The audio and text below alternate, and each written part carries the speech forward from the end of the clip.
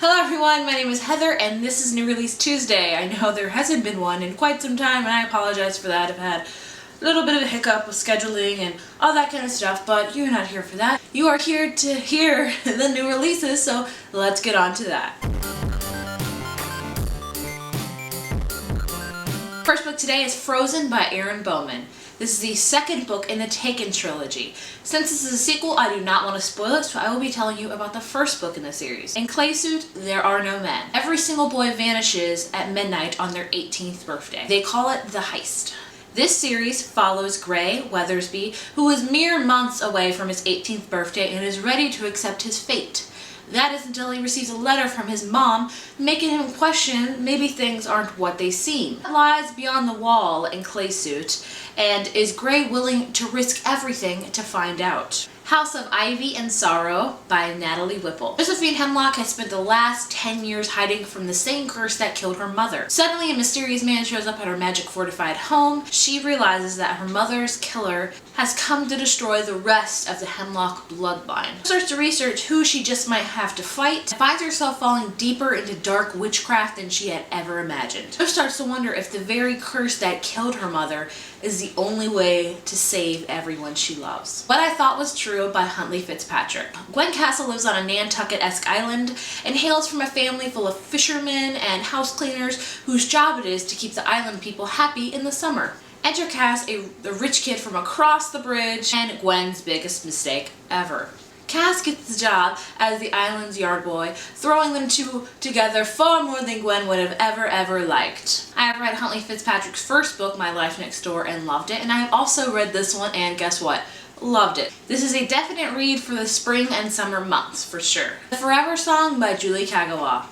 This is the third book in the Blood of Eden series, and since it is the third book, I don't want to spoil on it if you haven't read it, so let's talk about the first one in the series. This series follows Allison, who lives in the Fringe, which is the outermost part of a city that's walled in. By day, her and her crew scavenge for food, and by night, well, any one of them could die. In this world, vampires keep humans as blood cattle, and Allison could not hate them more. Until the night Allison dies and becomes one of the said monsters who she had feared of the most. Allie then must pass as a human in a ragged group of civilians. Will Allie be able to disguise herself, and more importantly, will she be able to resist the urge for blood? To All the Boys I've Loved Before by Jenny Han. Laura Jean has never told any of her crushes that they were her crushes, but instead she writes each boy a letter expressing her feelings at the time, seals it, and puts it in a box under her bed. One day Laura learns that her secret box of letters have been shipped out to said boys, causing all of her crushes to confront her about what was in those letters. I had been anticipating this book since last year. I love Jenny Han's The Summer I Turned Pretty series, and I am so hoping to love this one as well. Open Road Summer by Emery Lord. After breaking up with her bad news boyfriends, Reagan O'Neill is ready to leave her rebellious ways behind.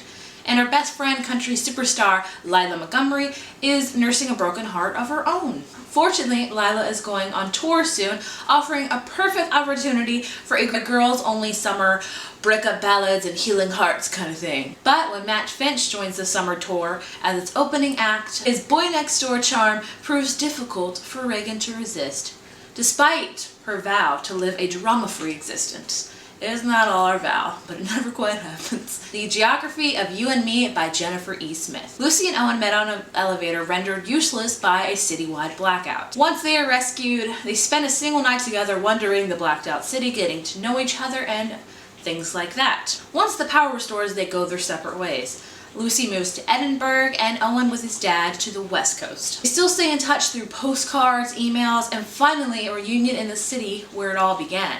And our last book today is Don't Look Back by Jennifer L. Armentrout. Everyone said Sam had it all: popularity, wealth, and a dreamy boyfriend. That was until the night she disappeared with her best friend Cassie. Sam has come back, but she has no memory of who she was, nor what happened to her that night. Sam is happy to forget her old self, the insanely mean girl. She sees it as a fresh new start to be a better friend, a better daughter, and a better sister. But Cassie is still missing, and the facts of what happened that night, just not lodged deep into Sam's memory, but somebody else knows, and somebody else wants Sam to keep quiet about the whole situation. Sam just wants the truth from what happened that night, but what if not remembering is the only thing that's keeping her alive? So that is all the books for this week. Please let us know in the comments which newly released YA book you are looking most forward to getting your hands on. There's a ton of contemporary this week, so if you're in for contemporary, it's a good week for you.